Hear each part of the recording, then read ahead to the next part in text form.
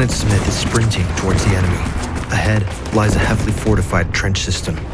The objective is to destroy the long-range artillery bombing Allied supply lines. If he fails, thousands of soldiers will starve. We spent over 300 hours researching and modeling this realistic trench. Smith jumps inside. He looks around. Dead bodies already line the floor. To reach the artillery, Smith must fight through 4 defensive layers: the front line, the support trench, the reserve trench, and finally, the rear area. The closer he gets to the artillery, the more fortified and dangerous the mission becomes. Smith approaches the first corner. He hears the sound of boots moving directly towards him. Smith crouches and readies his Lee Enfield Mk3 rifle. The bayonet is positioned at torso height, targeting the vital organs. He's currently located in the first layer known as the front line. Holding around 800 soldiers per mile, its main function is to slow down and defend against enemy attacks. Poking out 90 feet into no man's land is a listening post, allowing soldiers to detect any hostile tunneling, day or night. From above, you can see sharp zigzags every 15 feet. If the trench was straight, then upon entry, an enemy soldier like Smith would be able to fire down the entire trench line, causing multiple casualties. Smith holds his rifle tight, ready to lunge forward. The soldier turns the corner. It's Sergeant Collins. They come from the same small village in England and have been fighting together since the start of the war nearly 4 years ago. They are stationed along a section of the Western Front, a line of trenches running for 475 miles through Belgium, France, all the way up to the Swiss border. On one side, you have the British Empire, France, and America. Opposing them is a massive German army, mainly alone, as their allies hold other strong points. Both sides have built trenches strategically in front of key sites such as supply hubs, train stations, and factories to prevent the enemy from capturing them. As trenches have become so well fortified, battles now drag into long stalemates. Right now, the Germans are bombarding the train track linking Paris to the Western Front, the lifeline keeping them fed and armed. Bullets rip through the air. A German soldier has started firing a heavy machine gun towards the second wave of Allied soldiers running through no man's land. Smith orders Collins to take them out while he ventures deeper towards the artillery. The two friends split. Machine guns are strategically positioned at either side of the trench in reinforced positions. Frontal fire is less effective, mainly hitting the leading ranks. Shooting side-on, especially with overlapping fields of fire, exposes the entire line and increases the number of soldiers caught in the sweep. Smith needs to find the communications trench that links the frontline trench to the support trench behind. He peers his head around a corner and sees the first enemy. His back is turned. Smith takes aim down the iron sight. The German soldier is firing into no man's land. Barbed wire is placed to slow oncoming soldiers and funnel them into direct fire. The trench is 8 feet deep and 3 feet wide. Walls are reinforced with timber and concrete. The parapet, the front wall facing no man's land, is covered in thick sandbags. They absorb bullets and shrapnel. Below is an ammo shelf, allowing the soldier to quickly reload. Under this is a firing step for soldiers to stand on while firing. Wooden duckboards cover the floor. Beneath them, drainage channels carry away rainwater. Without this, most trenches would flood within hours. The rear wall, called the parados, is reinforced with more sandbags. Smith squeezes the trigger. The German soldier collapses to the ground. He keeps moving. The zigzag design forces Smith to move slowly. More Allied soldiers are jumping down into the frontline trench. Backup is arriving. He sees a dugout carved into the trench wall ahead. A soldier might be inside. These are where soldiers rest, eat, and shelter temporarily during bombardments or extreme weather while on the front line. They are carved several feet into the trench wall. Timber supports hold up the soil, helping the earth above absorb artillery strikes. Corrugated iron lines the roof. The air inside is damp and stale. A water bottle lies tipped over beside open tins of food. Someone was here not long ago. Smith keeps moving. He clears the bend. Gunshots ring out. Smith fires back. The German officer staggers and collapses to the ground. He was guarding the communications trench, exactly what Smith is looking for. A corridor linking the frontline trench to the support trench. He feels a sharp sting tearing through his arm. Blood seeps through his sleeve. Smith orders the nearby men to push forward and infiltrate the communications trench. He reaches into his tunic for his first field dressing.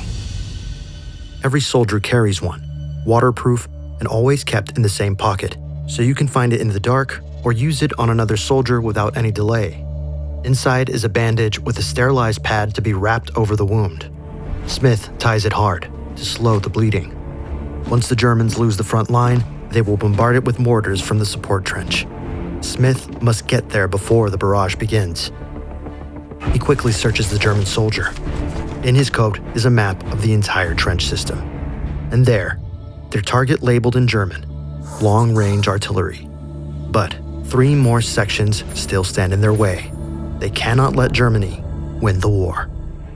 Smith enters the communication trench, a narrow passage angling away from the front line. The walls close in around him. Up ahead, he can hear the soldiers fighting.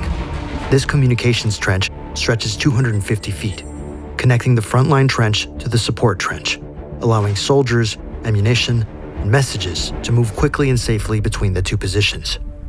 As Smith advances, the gunfire grows louder. Allied comrades are locked in combat. 4 German soldiers are stalling their advance. Smith has now reached the second layer of defense, and the mission just became far more dangerous. The support trench serves as a supplier to the front line trench, holding around 1,100 men per mile. It's noticeably different. This is the infrastructure supporting the front line: sleeping quarters for troops, storage spaces for ammunition, and medical supplies, alongside emergency medical bays and kitchens. Smith grips his gun tightly. He still has his Mills bomb. One accurate throw would unleash a 25-foot kill zone, taking out all 4 Germans at once. A friendly soldier peers around the corner. He's instantly shot in the shoulder. All eyes turn to Smith. His comrades are far younger. The minimum age to enlist was 18. Yet roughly 250,000 boys lied about their age to fight for Britain. Death is so common here that for many, this first experience of combat will be their last. Memories flash in Smith's mind. The last time he reached the support trench earlier in the war, it was a trap. The Germans had deliberately let them take the front line, funneling soldiers through barbed wire and narrow passages into kill zones. Waiting for them were fortified heavy machine guns surrounded by concrete and timber nests. Smith pulls the pin from the grenade.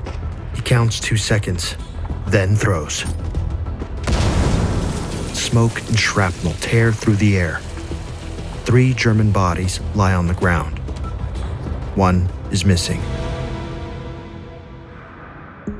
By 1918, the British alone were spending over $200 million per day to fund the war. If you had to handle that much money today without proper invoicing, it would be impossible. But that's where Odoo comes in. Odoo is an all-in-one business management software with more than 45 apps for running your entire business, from sales, website creation, project management, you name it. Odoo's invoicing app turns one of the most tedious parts of running a business into something you finish in under a minute. First, pick your customer.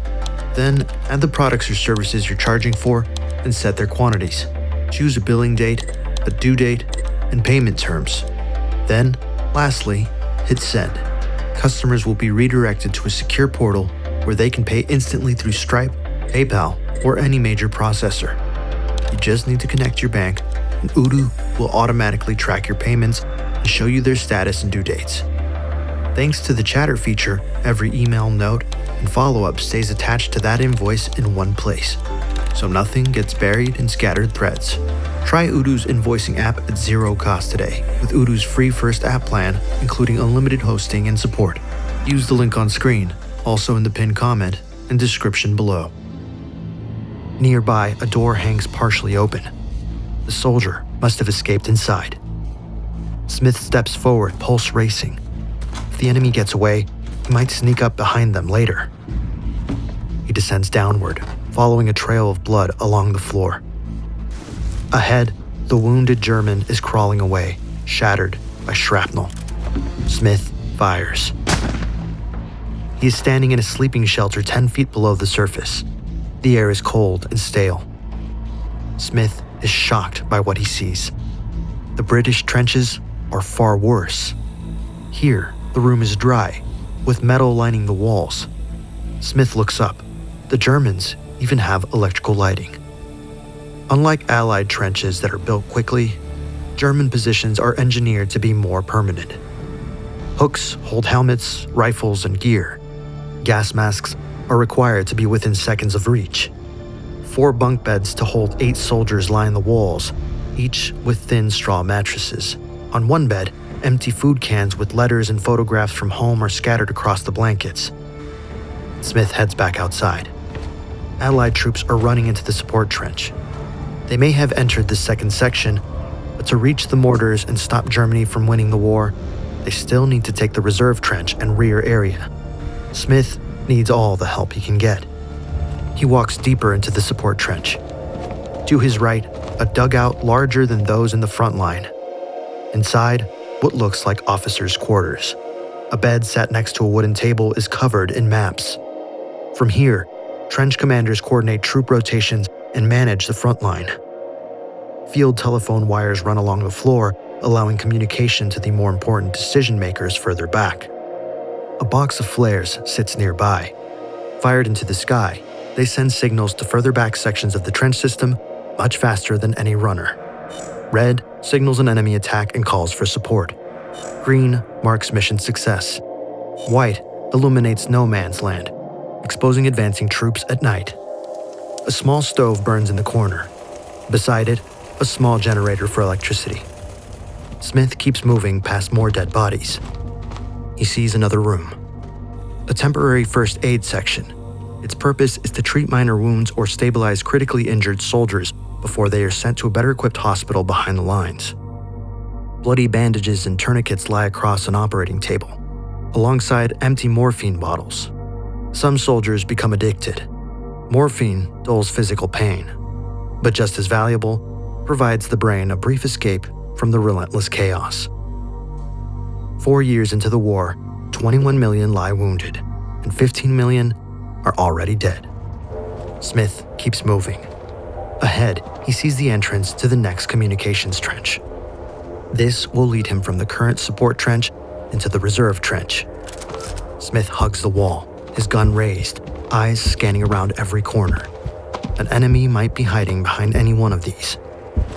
Unlike the first communications trench, this one stretches on endlessly. It runs 750 feet between the support and reserve trenches. Positioned farther from the front line, it's safer and for good reason. Some of the most critical rooms and command posts are located here. But the trench is narrow. Only a few soldiers can pass through at a time. The rest are forced to take the far more dangerous route, going over the top. After pushing forward more, Smith reaches the reserve line. Unlike the first 2 sections, living conditions here are safer and more comfortable, designed to keep troops rested and fed so they are ready for battle. These soldiers are on reserve. They are not expected to fight immediately, but will be sent forward if the front line and support line trenches begin to fall. Smith takes cover. He won't be able to take this section alone. He must wait for reinforcements. Ahead, he can hear German voices very close by. Smith's been told this section holds around 1,600 soldiers per mile. There's no way to know how many are here. This part of the trench is wider, 6 feet across. Metal doors line the walls. Behind are the most secure rooms dug deep into the ground. 20 feet below the surface are the soldiers' barracks, protected with 3-foot-thick concrete. The main difference from the support trench is that up to 40 soldiers live in each room. The furniture is nicer, and it's better designed for long-term living. Smith hears the German boots against the concrete getting closer. He crouches down, his heart pounding. If he reveals his position now, without backup, it could be fatal. 30 feet beneath him, separated from the living quarters, lies the Germans' main ammunition chamber. It It is reinforced to withstand shelling. Without this protection, a direct artillery strike could ignite the stockpile and destroy the entire trench from within. Inside, the ammunition is kept dry, away from moisture, which risks cartridges misfiring during battle. Ammunition is stored on pallets and shelves above the ground. Narrow ventilation pipes draw damp air out of the chamber. At the lowest point sits the central command post, the nerve center for the entire trench. If destroyed, coordination would collapse. No orders, no artillery support, no control. It is the most heavily fortified position in the trench. Inside, large maps cover the wall, marked with attack plans and territory lines. Charts are used to track ammunition usage. The information is constantly updated. Nearby, telephones and a switchboard line the walls. Several men stand ready, receiving reports across the trench network. Messages range from enemy sightings to urgent artillery requests. In the corner, a seat is reserved for runners. These soldiers are tasked with delivering urgent handwritten messages to the front line when the wires fail. Behind Smith, he hears movement. Relief. Allied soldiers have caught up. Smith fires at the German soldiers. The push towards the rear area has begun. The Germans suddenly stop returning fire. They've abandoned their position. Smith moves in with Allied soldiers. They need to identify the next communications trench connecting the reserve trench to the rear area. Suddenly, automatic gunfire erupts. The 4 Allied soldiers collapse lifeless on the concrete. Smith sprints for cover. It's a group of German shock troopers. He can't make out how many. Ahead, he hears more German voices, the same soldiers that he was firing at moments ago. He is trapped. Enemy soldiers surround him on both sides. Smith pulls out the cigarette tin from his jacket. Clipped inside is the only photograph he carries of his wife. The shiny surface reflects like a mirror. Bullets rip into it, knocking it from his hand. But he saw enough. 4 men creeping towards him. Smith closes his eyes and steadies his breathing. Against even one shock trooper, his odds are slim. The footsteps are getting closer.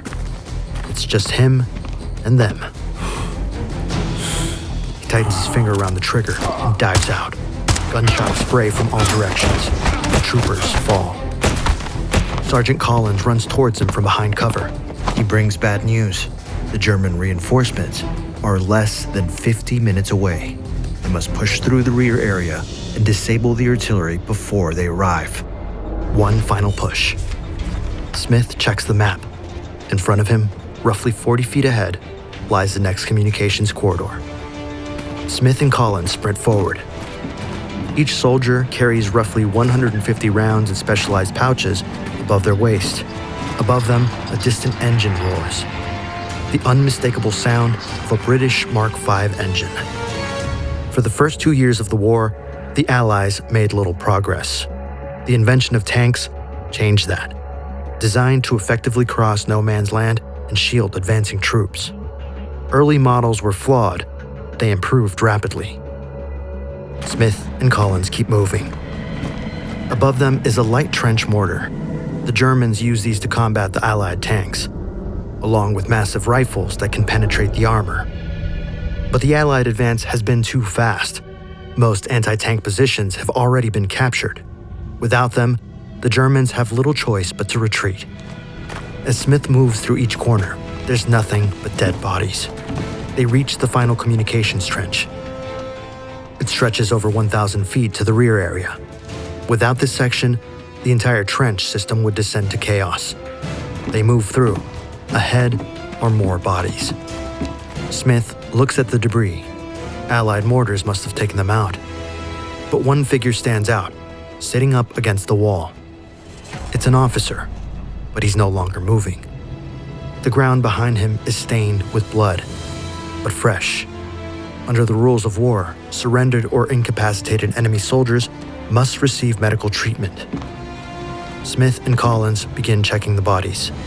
The 2 closest are dead, killed by mortar fire.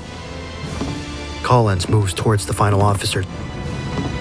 A gunshot rings out. Smith looks over at Collins, who drops to the ground. Smith shoots the officer. A hidden Luger P-08 falls from his hand. He rushes over to Collins, a shot to the abdomen. He is bleeding out. Smith applies bandages. They both know Collins won't make it. They cannot let the Germans win the war. Smith looks towards the rear. With every passing minute, the German reinforcements move closer. He looks back. The light in Collins' eyes have faded. Smith looks at his friend one last time, then pushes forward. He knows what must be done. Smith enters the rear area. This is not a strong line of defense. Instead, it's the safest section serving as the operational backbone, keeping the trenches in front functioning. It's here that supplies are delivered by trains or trucks: fuel, spare parts, food, water, ammunition, long-range mortars, and more. Smith checks the map. 3 miles away, hidden in a wooded area, lies the final objective. Due to artillery being so crucial for each side, they are carefully hidden behind the trench in strategic locations to stop them from being spotted by the enemy reconnaissance. Smith looks around. Soldiers from his old trench are spilling through. They start running towards the long-range artillery. They must reach it before the German reinforcements arrive. Miles behind the trench, in an abandoned village, sits Trench HQ. The highest-ranking German soldiers operate from there, maintaining close contact with Berlin. Nearby stands the main hospital with hundreds of beds, and soldiers resting between rotations. It's these fully rested German soldiers who are coming. Dozens of Allied soldiers run towards the artillery. Victory feels within reach. Smith and the others see the wood. And there, hidden by camouflage netting, stand multiple 45-ton, long-range artillery guns. Smith points his gun at the Germans. They surrender, hands in air. For months, these guns have strangled the rail line from Paris to the front. No fresh soldiers, no food, no ammunition, just hunger and pain. This wasn't just a gun. It was a chokehold. And now, it's gone.